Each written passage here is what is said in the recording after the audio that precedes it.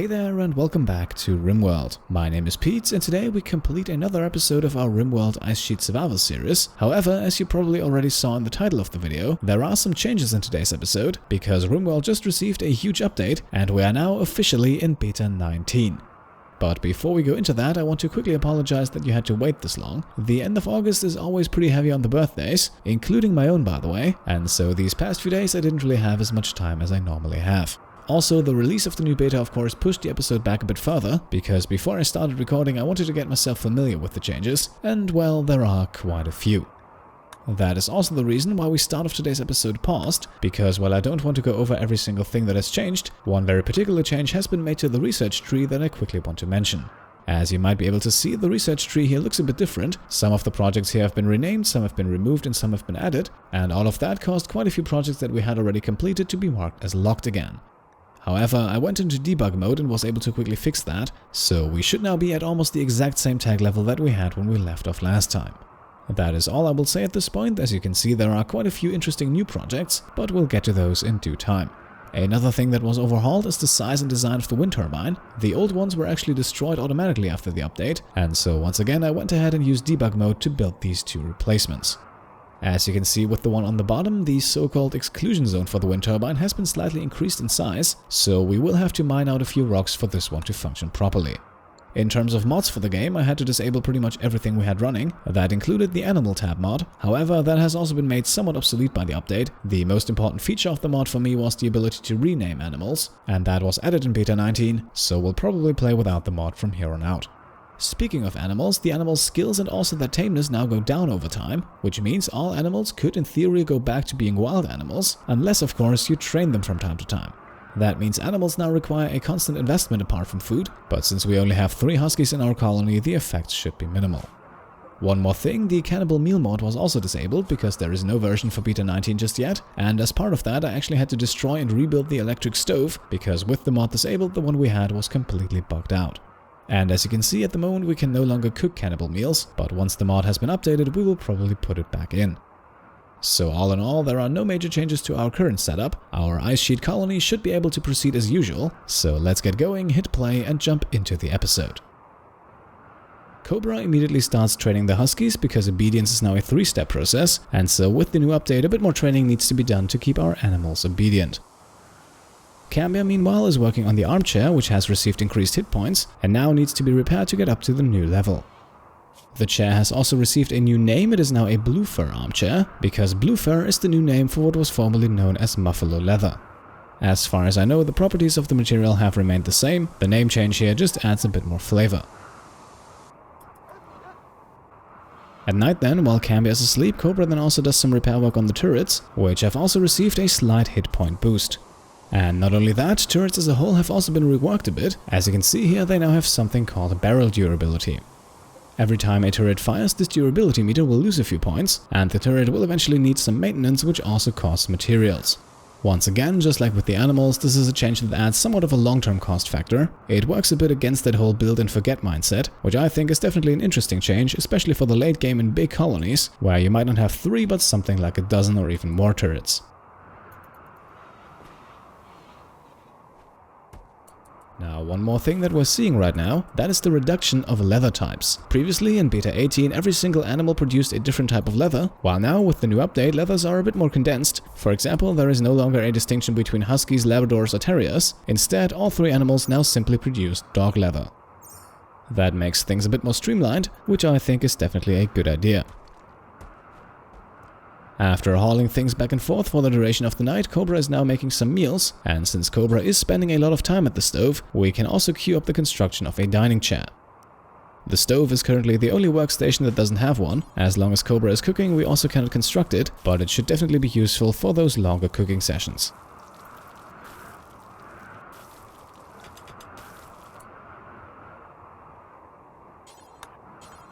Now Cambia has quickly mined out the stones blocking the wind turbine. Cobra meanwhile has already finished cooking, and so we can now construct the chair.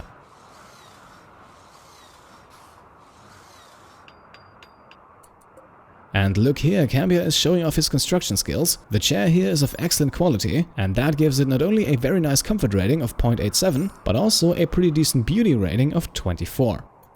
So this chair will no doubt make the cooking process a lot more enjoyable for Cobra, who has gone back to training the animals while Cambia is busy doing research. Now, at the beginning of the episode, Cobra equipped a helmet, and he did so on his own. I didn't command him to do that. The helmet itself, however, is marked as tainted. Tainted is the new description for equipment that was stripped off of corpses, and this helmet was, which now gives Cobra a -5 mood penalty. And that is of course not acceptable, with Cobra's mood already not being the best, so even though it offers some nice protection, the helmet will have to go.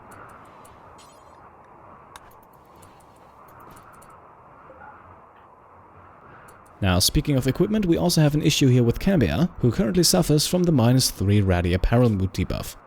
And the reason for that are Cambia's human leather pants, which have become tattered and now need to be replaced. However, we can quickly take care of that with the tailoring bench, and to me at least it feels like the production speed here has increased somewhat. As you can see here, the pants are finished very quickly. They are also of good quality, so that's another positive as well, and equipping them should now make Cambia a bit happier. That means he can now return to the research bench, and we skip ahead to the late evening, where Cobra is awake again and grabbing something to eat, and where a beautiful aurora is lighting up the sky above the ice sheet. This will now give a small mood boost to anyone who's spending time outside, and it will also make the night a bit brighter, which I believe has a minor positive impact on the production of our solar panels. Since it is nighttime now, Cambia has already gone off to bed, and with Cobra I will now introduce you to one of my favorite features of Beta 19, the ability to smooth stone walls. As you know, this was already possible before with floors, and yes, it is now finally also possible with walls. The process is almost identical and once again pretty lengthy, no resources are spent but a lot of time, and the end result will be a smoother and much more beautiful piece of wall. As you can see, unsmooth wall sections all have a beauty of -2, so every single tile is dragging the room's beauty stat down, but once they are smooth, their beauty stat goes up to +1, so a fairly large room with smooth walls all around, that will produce a decently beautiful space. The smoothing speed, by the way, is tied to the construction skill of the colonist, so Cobra is not quite as fast. Cambia's construction skill, on the other hand, is almost twice as high, so he would be a lot faster. In the early morning then, Cambia does indeed also take over Cobra's work, and you should already be able to see he is making quick progress, while Cobra himself has returned to the stove where he's now making pemmican. And at this point we also receive a very interesting offer. As you can see on the right, we are now being offered the location of an AI persona core. Not the core itself, only its location, but we will eventually need this AI core to build our spaceship. As you can imagine, this makes it a pretty valuable item, not only for us but also for others, which is also the reason why it says here that it's normally heavily guarded. Still, getting the location can't hurt, so let's send Cobra over to the comms console and see what the asking price is. Alright, two problems here. Number one, the reveal of the location would cost us a whopping 1,500 silver, which is pretty much exactly twice as much as we have at the moment, and even more problematic, to make the trade we need 40 goodwill with the faction. At the moment we are far away from that with -44, so we will definitely need to improve our relationship with this faction, otherwise the location will remain unknown. I think this also marks an excellent point to talk a bit more about faction relationships, because that system has seen a slight overhaul as well. Previously, a relationship could either be neutral or hostile, and as a matter of fact, all of our relationships are. However, with the new update, there is also now the positive equivalent of hostile, and that would of course be ally. And allies are once again an interesting addition. They will, for example, occasionally send you help when you're being raided, or they might even provide you with gifts. And there are various ways to improve faction relationships. One of the easiest ones would be to send gifts yourself, which was previously possible at the click of just one button, but now requires a bit more work to balance the whole thing out. I will likely go into more detail further down the line. For the moment, let's just leave it at that. We keep the offer in mind, and we continue with our daily business on the ice sheet. Cobra now spends the remainder of the morning and also the early afternoon cooking, and he actually works way past his normal bedtime, and so around 3 in the afternoon he finally heads off to bed, but at least we now once again have a decent supply of pemmican. Now, since I don't want Cambia to work inside of Cobra's bedroom while Cobra himself is sleeping, I have queued up a few more wall sections to be smoothed. After all, it will make the base a bit more beautiful, and at least with Cambia the process doesn't take that long. Now, as you might have noticed, even after crafting the new pair of pants, the tattered apparel notification never really went away, and I have now found the reason for it. The reason is Cambia's armor vest, which is shown here to be at 50% of its hit points, so in theory it should still be 1 percentage point away from being tattered apparel. However, the actual hit points are actually below the halfway mark with 99 out of 200. At the same time though, the armor vest offers some pretty decent protection, and we really don't have anything else for him to use, so for the time being we'll have to live with the mood penalty in favor of increasing Cambia's survivability. After his late night breakfast, Cobra then earns himself a dose of food poisoning, and while previously in Beta 18 food poisoning was a mild annoyance, its effects in Beta 19 have been ramped up significantly. For starters, food poisoning now causes severe pain, and of course the mood debuff that comes along with that, and as you can see it also heavily affects a lot of other bodily functions. Now one thing that has been removed is the increased need of nutrition when a colonist suffers from food poisoning. At the same time, food poisoning now comes in several stages, with major being the first. Thankfully though, food poisoning does not need to be treated, just like before it will eventually disappear on its own. That means a colonist suffering from food poisoning can also not rest in a medical bed, and they will simply have to wait out their sickness. All in all, I think this makes food poisoning a lot more dangerous, not necessarily health-wise, but in terms of mood and productivity, so in Beta 19 a good cook becomes even more important. Thanks to the food poisoning, Cobra's mood has also dropped down to critical levels. Luckily though, he is in bed right now and can get some well-earned rest. Cambia meanwhile is getting his joy meter filled as we are once again being interrupted, and once again another faction contacts us with a very intriguing offer. From us, they want to purchase 17 firefoam shells, and in return they are willing to give us a masterwork marine helmet. And that is in fact a very good deal, and not only because we receive something much more valuable in return, but also because we don't really have that much need for firefoam shells in the first place. As you might know, they are used to extinguish fires, and can therefore be very useful in dry shrubland maps. However, out here the map is mostly mountains and ice, so considering what we get in return, I am more than willing to part ways with the firefoam shells we have. Now to make this trade we would need to send a trade caravan across the ice sheet, so even if it is a pretty lucrative deal, we will need to prepare for that and will very likely not be able to head out in this episode. Still, just like with the AI core, we will definitely keep that offer in mind, and I think we will definitely send out an expedition soon. In the evening then, Cobra is awake again while Cambia is already in bed, and we have officially reached the last day of spring, and in just a few hours we will jump into summer. And summer out on the ice sheet, that is the time where we always run the risk of having infestations, so we will now activate both of the coolers inside of our base, which will hopefully be enough to cool the base down to below -17 degrees, which even in the new update is still the temperature below which infestations do not spawn. Infestations have also been reworked a bit, by the way. There have been no major changes, but they now spawn with a bit of a delay, so you now have a few seconds to get your colonists into safety before the bugs crawl out. They are still as deadly as before, but I assume this makes them a bit more manageable. With the coolers turned on, Cobra will now start the harvest, but it doesn't take long until we have trouble arriving, as a group of tribespeople appear in the first raid of the episode. We are only dealing with a handful here though, only 5 tribespeople, all of them have melee weapons. This should not be any trouble for us. Back inside of the base meanwhile, Cobra has finished the harvest and has also replanted everything, and as he slowly prepares to head off to bed and the huskies are hauling the rice back into the storage room, we now get notified that our attackers are in fact beginning their assault. For that reason we will now quickly draft Cambia, but instead of sending him out to meet the attackers, we will instead just have him open a door inside of our trapped corridor. Now this might not make a lot of sense at first, because of course it is now a lot easier to get into our base, but we did it anyway, and the reason for that is once again in the changes that Beta 19 brought with it. Because in Beta 19, traps have also been overhauled quite a bit. First and foremost, their stopping power has been massively increased. A steel deadfall trap previously had a melee damage of 60, now that has been increased to a whopping 100. For the plasteel traps, by the way, the damage is up to 110, which of course makes them even more lethal. Traps have also been made a lot cheaper to build, so you might now ask yourself what's the downside. The downside, and I think this is a big one, is that traps can now no longer be rearmed. Once they are triggered, they vanish and will then need to be rebuilt. This once again goes against the whole build and forget mindset, and so the more you rely on traps, the more maintenance you will have to do. Now, the reason I opened the door to the inside of a corridor is simple. I simply didn't want to waste the plasteel traps. Also, the few steel traps we have at the bottom should be more than enough to take care of the attack. And here you can see it, stepping on a trap instantly kills the first attacker. We will send Cambia out as backup just in case, but I don't think we'll need him. And indeed, here we are, the attackers are fleeing and the raid is over.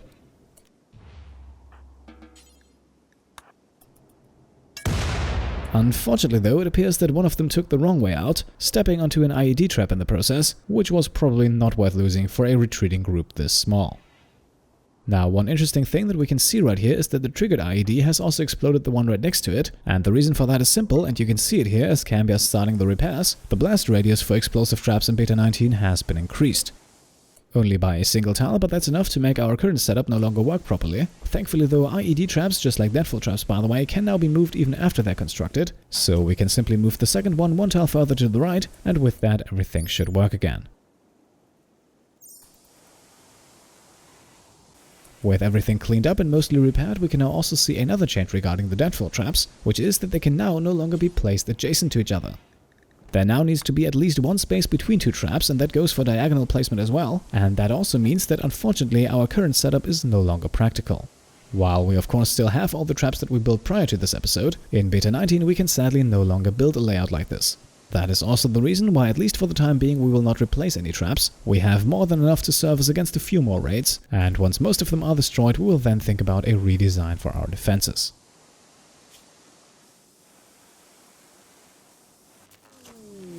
Shortly after the raid, we then have more trouble, this time in the form of a solar flare, which is not as big of an issue for the majority of the base, but definitely a huge problem for our hydroponics farm. For the moment though, we do have enough rice in storage, so I think we'll simply leave the rice be. Either it dies or the solar flare doesn't last long. If the crops are in fact going to die, we will probably not be able to save much. And here we are, shortly after it started, the solar flare also comes to an end again, and looking at our crops, they did indeed all survive, admittedly though they have suffered a bit. In the early morning hours then we can see Cobra and Cambia back to their usual activities. Cambia is putting in work at the research table, and Cobra is preparing more simple meals. With Cobra in bed, let's now also quickly jump over to the planet map, where we can see that the location for the trade we're planning to make is actually pretty close by. Now it will still take us a few days of traveling to get there, but it is definitely not entirely impossible. We can also once again see that the faction demands 17 firefoam shells, and heading back into our storage room we can see that we conveniently enough have 16 of them already. That means we only need one more, and thankfully for 25 units of steel we can simply craft one at the machining table.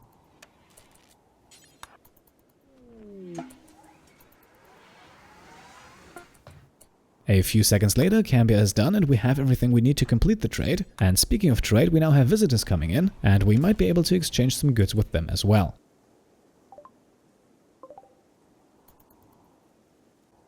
Here they are now, waiting outside of the base, so let's send Cambia out to see if we can buy or sell anything. Alright, we can sadly only sell a few things here, mostly tattered apparel. We will however also sell our human leather hat, which we made quite a few episodes back in the hopes that it would increase trade prices. Unfortunately though, that was an error on my part. The hat only helps for social chats and maybe recruiting prisoners, so with our current situation we don't really have much use for it. The trader here unfortunately also doesn't have much money to buy anything, so we are only able to sell one more unit of luciferium, and in exchange we'll pick up 1 unit of medicine. I think you can never have enough of that. And with that we can now send the trader on his way and continue as usual. Now the night passes by without any incidents. Cobra spent a bit of time cleaning, and well, since we might be about to launch a trade caravan soon, it might be a good idea to already stock up on a few more meals. Making meals and pemmican, that is also how the morning for Cobra progresses, before he then heads off to bed to once again leave Cambia alone with his research. And it doesn't take long until that project comes to an end as well. In the late afternoon, crypto sleep caskets are officially researched, and with that another project is completed. As you can see in the research tree, this has now unlocked the 5th and final spaceship project, and we can actually also see that the amount of time we need to spend researching these 5 projects on the right has been reduced by a lot as well. So the spaceship is definitely no longer as far away as it was at the end of the last episode, but I would also say we still have our ways to go. And with this first project of the episode completed, we might as well continue with the next one. From crypto sleep caskets we move on to vacuum crypto sleep caskets, which is one of the 5 projects needed to build a spaceship. And with Cambia getting back to the research bench and Cobra starting the harvest, I think we'll also wrap the episode up for today. Once again, sorry you had to wait this long, but we are now back in action with the brand new Beta 19, and there are still quite a few more changes that we haven't even touched on yet. So as usual, we will continue right where we leave off today in the next episode. If you like this one though, then I would be happy if you could leave a thumbs up. And of course, if you want to support the channel further, then you can either subscribe if you haven't already, or you can check out and maybe pledge to the Pete Complete Patreon. Thank you all for watching, and I'll see you next time. Cheers.